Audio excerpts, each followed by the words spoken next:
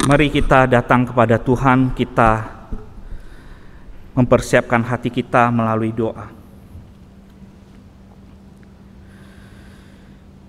Terima kasih Bapa, kami mengucap syukur selalu ada kesempatan bagi kami untuk datang duduk di hadapan-Mu dan mendengarkan firman-Mu.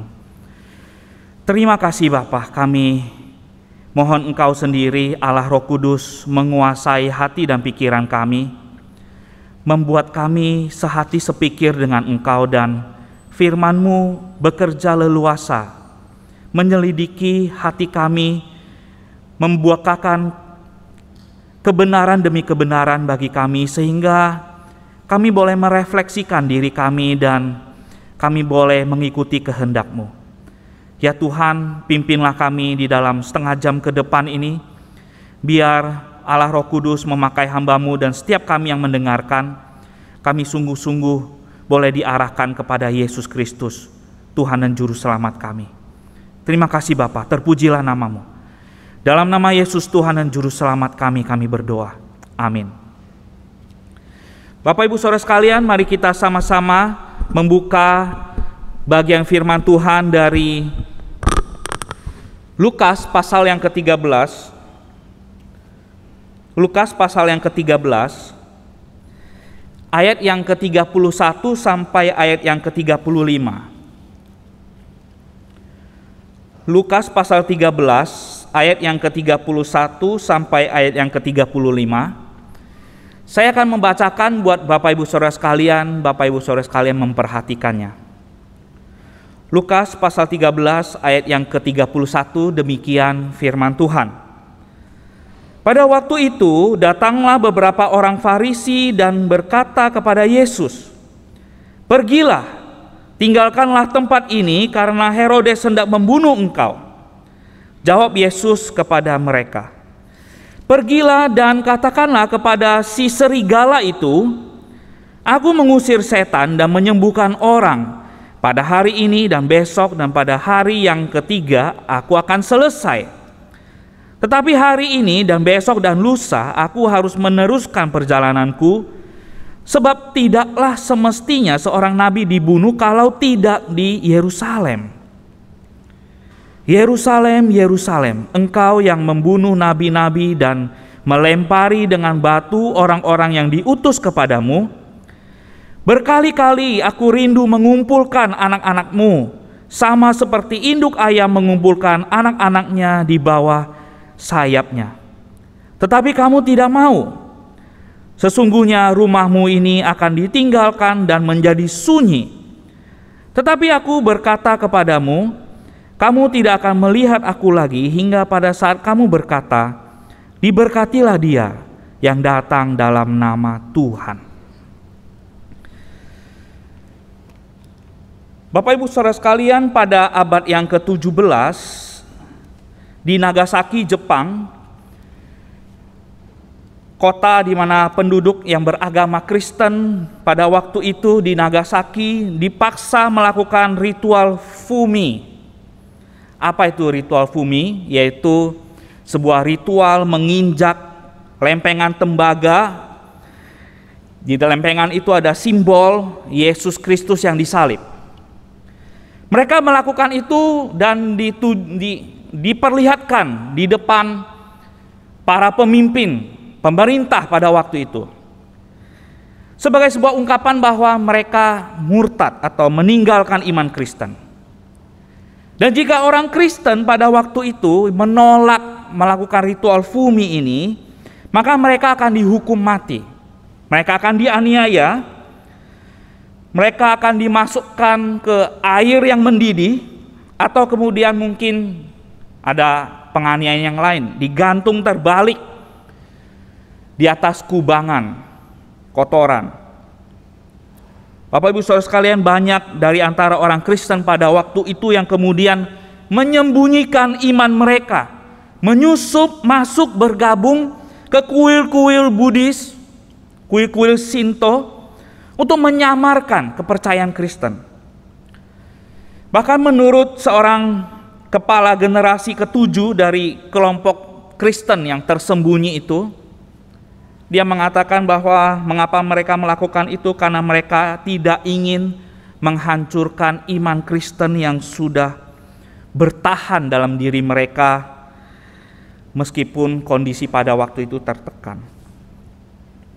Bapak Ibu Saudara sekalian, kisah penolakan bahkan penganiayaan terhadap para pengikut Yesus, umat Tuhan, selalu menjadi cerita yang membuat hati kita pilu, sedih, membuat kita meratap kepada Tuhan.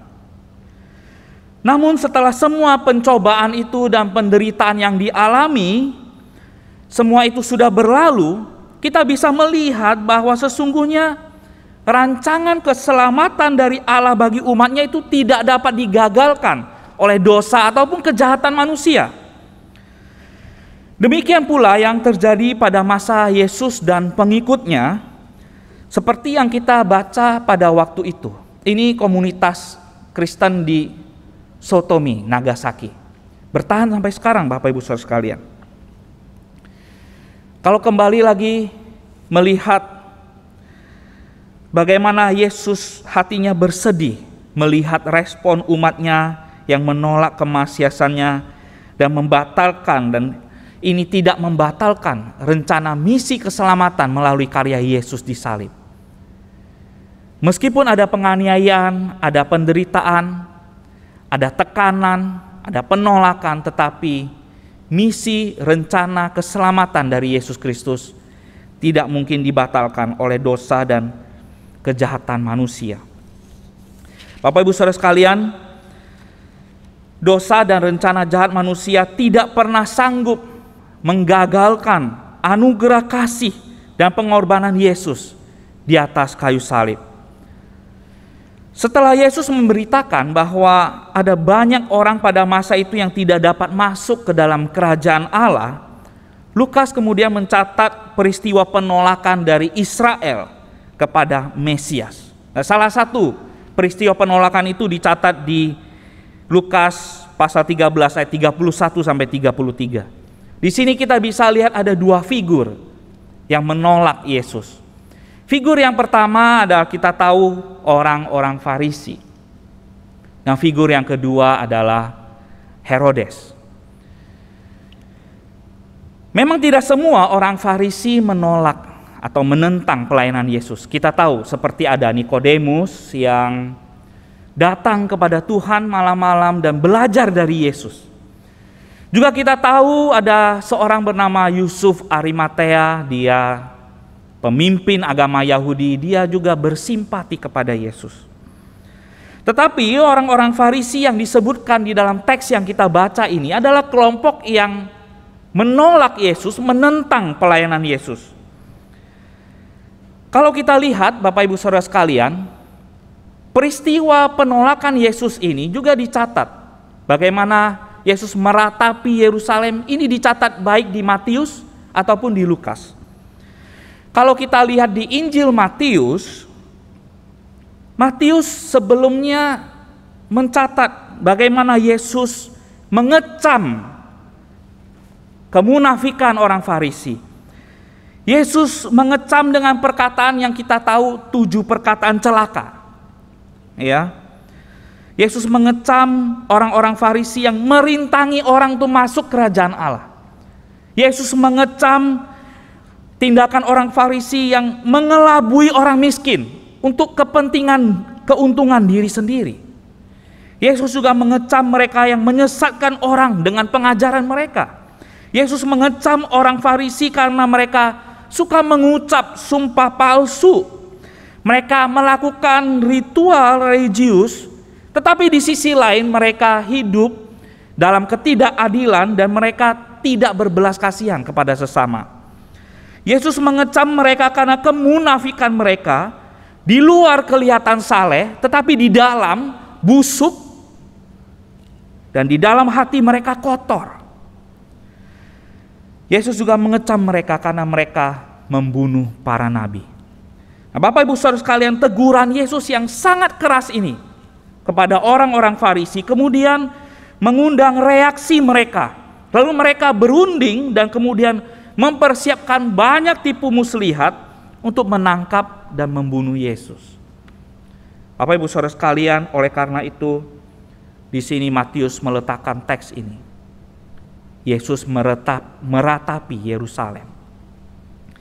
Kalau kita lihat dari sudut pandang Lukas meletakkan teks ini adalah sebelum ia mencatatnya, Lukas menulis tentang keselamatan, bagaimana Yesus mengajarkan tentang keselamatan.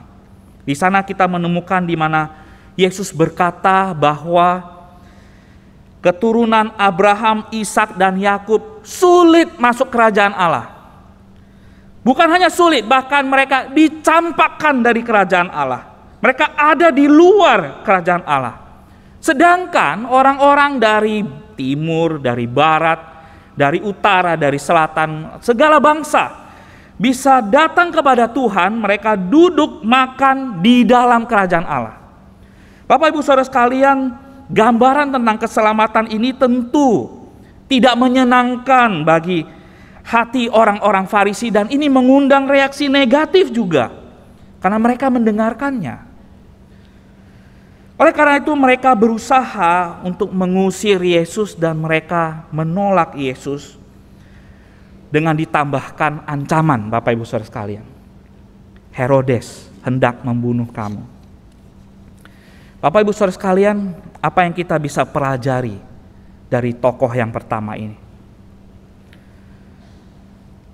Mari kita lihat diri kita. Ada kecenderungan dalam diri orang berdosa untuk menutupi nalarnya, mengeraskan hatinya, lalu menentukan sikap serta mengambil langkah konkret untuk mempertahankan diri sedemikian rupa dan menentang atau menolak kebenaran firman Tuhan dan pribadi Yesus. Itu yang terjadi pada diri orang berdosa, Bapak Ibu Saudara sekalian. Itu yang terjadi pada diri orang berdosa. Manusia ternyata seberapa salehnya dia dengan melakukan berbagai kegiatan religiusnya, ternyata manusia tidak selalu siap untuk di-counter oleh kebenaran firman Tuhan. Manusia tidak selalu siap, meskipun dia kelihatannya saleh. Baik, kita lihat tokoh yang kedua yang menolak Yesus, yaitu Herodes. Herodes di sini yang dimaksudkan adalah Herodes Antipas. Herodes ini memerintah di wilayah Galilea dan Perea. Ia sudah membunuh Yohanes Pembaptis. Dan ia sekarang ingin bertemu dengan Yesus. Apakah benar Herodes ingin membunuh Yesus? Mungkin tidak secara langsung, Bapak Ibu Saudara sekalian. Mungkin tidak secara langsung. Karena kita bisa lihat pada peristiwa di mana Yesus dihakimi, Herodes ini tidak bertanggung jawab secara langsung atas kematiannya Yesus, tapi meskipun itu dia juga tidak berusaha untuk menolong Yesus dari tuduhan para pemimpin agama. Lalu Yesus menyebut Herodes sebagai serigala. Gambaran serigala dalam literatur para nabi, yaitu di Perjanjian Lama, itu dipandang sebagai makhluk yang tidak penting, tidak berharga. Ya. Itu adalah binatang yang menyimbolkan perilaku perusak atau menyebabkan kehancuran. Nabi Yeskiel menyebut nabi palsu, para nabi palsu dengan ungkapan serigala yang berkeliaran di antara reruntuhan tembok Yerusalem. Dan dalam dunia Yunani, Bapak Ibu Saudara sekalian, gambaran serigala ini juga sebuah gambaran yang negatif, yang mewakili sebuah tindakan penipuan, kelicikan. Jadi Bapak Ibu Saudara sekalian, Herodes sendiri pada dasarnya dikenal sebagai pribadi yang tidak lurus, penipu dan tidak terhormat.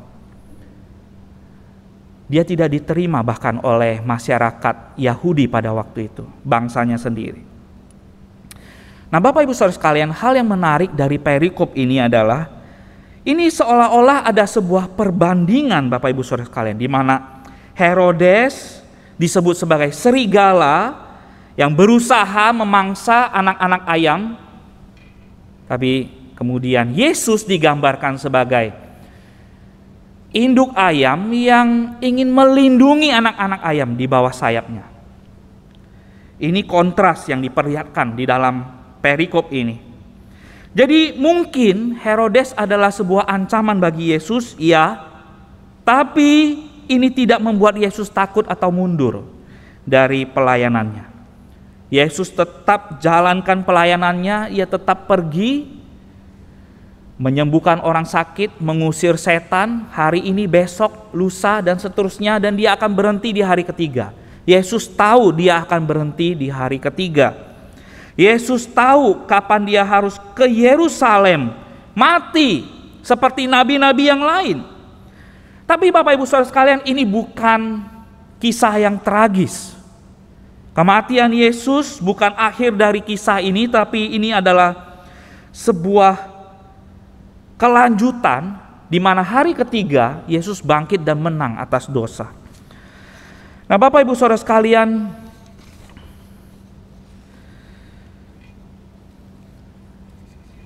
apa yang selama ini menghalangi dampak anugerah keselamatan di dalam Yesus mengubahkan kehidupan kita? Mungkin kita tidak seperti kedua tokoh ini, secara langsung menolak Yesus. Tapi apakah ada dalam pikiran kita tertutup terhadap kebenaran firman Tuhan? Apakah ada di mana waktu kita mengeraskan hati kita, tidak mau ditegur oleh kebenaran firman Tuhan? Adakah waktu di mana kita tidak mau merendahkan diri sedemikian rupa, merendahkan hati kita, menerima teguran dari Allah Roh Kudus yang mengcounter dosa kita? Ketika dosa kita dibukakan di hadapan kita, benar Bapak Ibu Saudara sekalian, tidak selalu kita siap melihat kenyataan yang buruk ini. Tetapi apakah kita siap bekerja sama dengan Roh Kudus dan firman-Nya, sehingga anugerah keselamatan yang sudah terjadi, yang sudah tersedia buat kita itu efektif bekerja, mengubahkan kehidupan kita.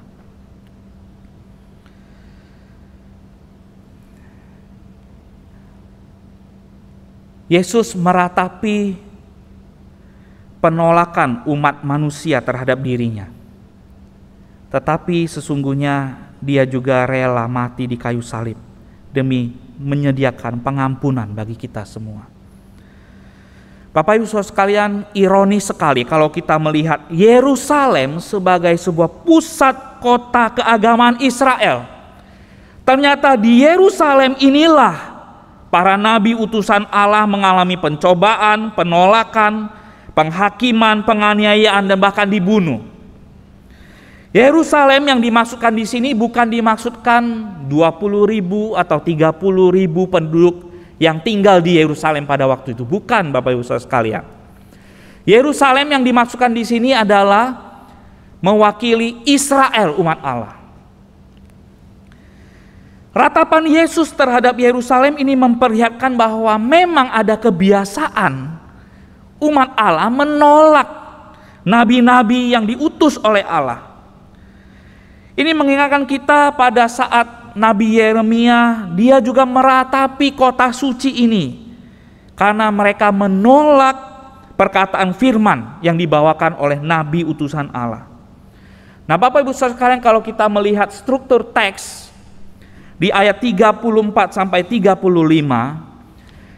Yerusalem, Yerusalem, engkau yang membunuh nabi-nabi dan melempari dengan batu orang-orang yang diutus kepadamu. Ini bukan hanya merupakan sebuah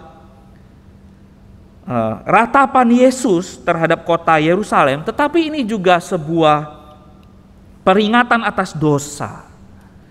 Peringatan atas dosa dan tindakan kejahatan yang terjadi berulang-ulang. Yesus meratapi Yerusalem.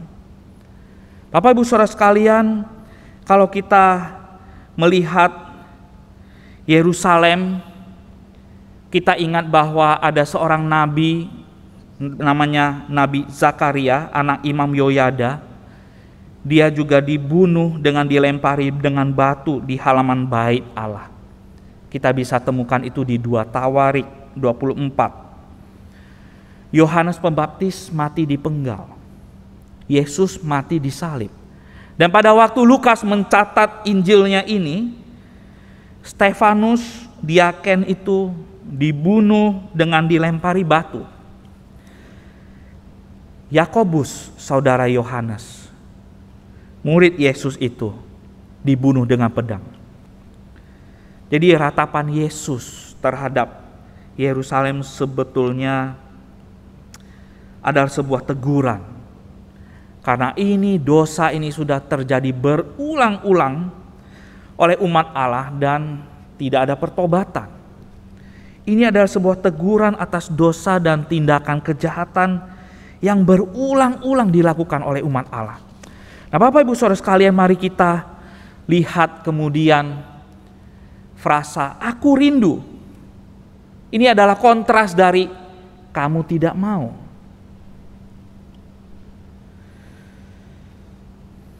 Kontras ini memperlihatkan bahwa Yesus pada banyak kesempatan ada di Yerusalem.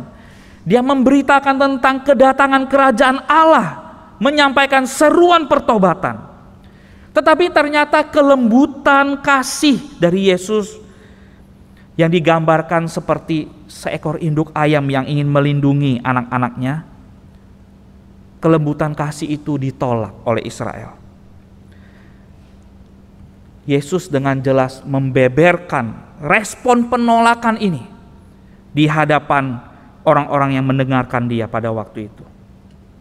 Bahwa umat Allah menolak kehadiran Mesias. Bapak Ibu Saudara sekalian, atas semua penolakan itu ada konsekuensi atas dosa. Ada konsekuensi. Apa konsekuensi atas dosa? Kita bisa lihat dari kata ditinggalkan dan menjadi sunyi. Ini menggambarkan sebuah kondisi di mana Tuhan tidak tinggal lagi di bait Allah. Tuhan meninggalkan Israel, Tuhan meninggalkan Yerusalem.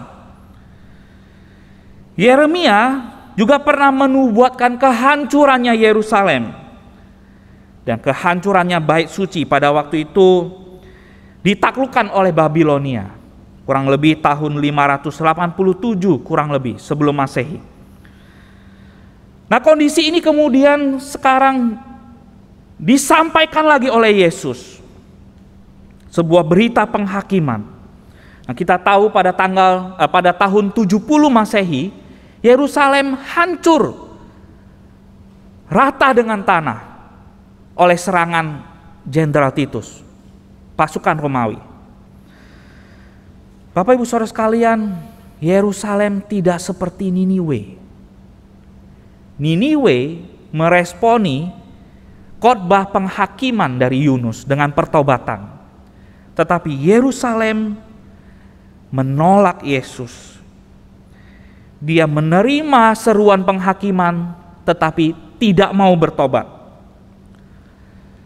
Namun demikian Bapak Ibu Saudara sekalian, Yesus tetaplah Mesias. Dalam Yesus selalu ada pengharapan. Selalu ada pengharapan. Yesus berkata suatu hari kelak pada saat kedatangannya kembali, Yerusalem ini akan menyambut dia dan berkata, diberkatilah dia yang datang dalam nama Tuhan. Bagi setiap orang yang menanggapi seruan penghakiman dengan pertobatan, maka selalu tersedia anugerah keselamatan di dalam Yesus Kristus. Bapak Ibu Saudara sekalian, apa yang selama ini menghalangi kita masuk ke dalam proses pengudusan? Apa Bapak Ibu Saudara sekalian? Ratapan Yerusalem, ratapan Yesus, Yerusalem, Yerusalem. Sesungguhnya itu juga ditujukan kepada kita yang tidak meresponi kasih dan pengorbanan Allah dengan cara yang tepat. Yerusalem, Yerusalem, itu juga sebuah ratapan yang ditujukan Yesus kepada kita semua. Tuhan rindu kita datang kepada Dia, tetapi maukah kita?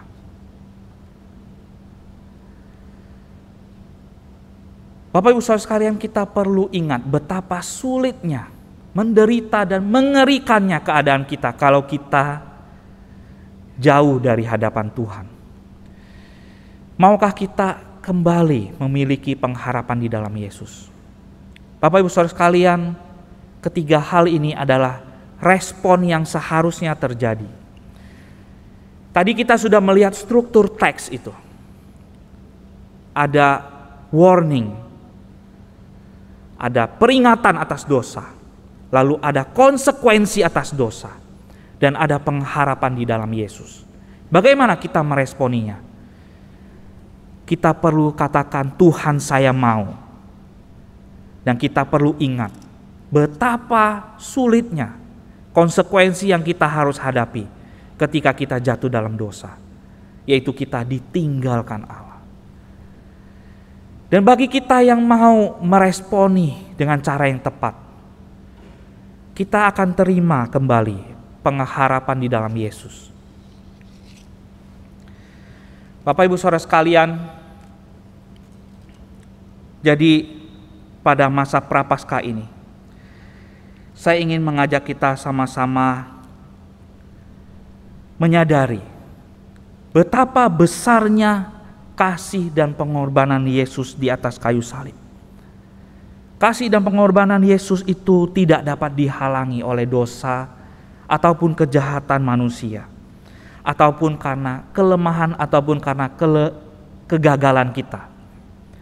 Tidak ada penguasa atau kuasa di dunia ini yang sanggup menggagalkan rencana kasih dan keselamatan pengampunannya bagi kita semua. Bapak Ibu Saudara sekalian, ini adalah sebuah undangan pertobatan buat engkau dan saya. Terimalah Yesus dan marilah kita alami kemenangan di dalam Yesus dalam kuasa kebangkitannya. Mari kita tundukkan kepala, kita berdoa.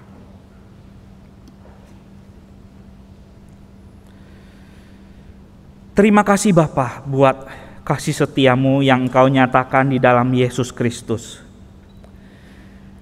Sungguh tidak mudah bagi kami ketika ada dosa atau pelanggaran atau tabiat buruk kami dibukakan di hadapan kami. Firman-Mu seringkali dengan jelas menyatakan kelemahan kami, keberdosaan kami di hadapan-Mu. Tapi Tuhan, kami ingin menjadi pribadi-pribadi yang meresponi Engkau dengan tepat. Tolonglah kami Bapa. Biar Allah Roh Kudus menuntun kami, membuat kami bisa dengan rendah hati mengikuti Engkau. Membuka pikiran kami, melembutkan hati kami, dan memperhatikan semua sikap, perkataan, dan perbuatan kami, sehingga kami boleh seturut dengan kebenaran firman-Mu. Tolonglah kami Tuhan. Kami mau meresponi peringatan akan dosa dengan sebuah pertobatan. Dan kami percaya di dalam Yesus Kristus dan dengan kuasa Allah Roh Kudus, firman-Mu bisa bekerja secara efektif, mengubahkan kami. Sehari demi sehari kami semakin didapati berkenan di hadapan-Mu. Terima kasih Bapa. Terpujilah nama-Mu. Dalam nama Yesus, Tuhan dan Juru Selamat kami berdoa. Amin.